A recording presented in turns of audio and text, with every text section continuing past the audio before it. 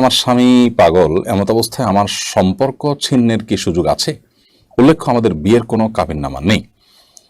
বনু মুস্কান, আপনার স্বামী যদি বিকৃত মস্তিষ্কের মানুষ হয়ে থাকেন, মানসিক অসুস্থ হয়ে থাকেন এবং তার চিকিৎসা করবার তেমন কোনো সুযোগ নেই বা চিকিৎসায় সুস্থ হওয়ার সম্ভাবনা না থাকে, তাহলে অবশ্যই আপনি তার সাথে সম্পর্ক ছিন্ন করবার উদ্যোগ নিতে পারেন। যদি ব্যাপারটি এরকম হয় যে আপনি তাকে এই অবস্থা বিয়ে করেননি, পরবর্তী অসুস্থ হয়েছেন এবং অসুস্থ থেকে সুস্থ হওয়ার কোনো সম্ভাবনা নাই, তাহলে সেক্ষেত্রে আপনি সম্পর্ক ছিন্ন করবার উদ্যোগ গ্রহণ করতে পারেন। সে রাইট আপনার আছে, বিশেষ করে যদি আপনি ক্ষতিগ্রস্ত হওয়ার, বিপদগ্রস্ত হওয়ার তার মাধ্যমে আশঙ্কা করেন, তাহলে সেক্ষেত্রে এরকমটা আপনি করতে পারেন। তবে যদি আপনি সবর করে থাকতে পারেন, তার সেবা করেন, তার শুশ্রূষা করে, তার চিকিৎসা করে, তাকে আপনি ট্রিটমেন্ট করে ভালো করার চেষ্টা করতে পারেন, সেটা অবশ্যই একজন নেককার স্ত্রীর গুণ হিসাবে বিবেচিত হবে এবং এটা প্রশংসনীয় হবে। যদি আপনার সে সুযোগ থাকে, আপনি অবশ্যই সেটি করাটা অধিকতর উত্তম হবে। পুরো পরিস্থিতির আসলে কি, তার উপর নির্ভর করবে যে আপনার কি করবেন বা করবেন না।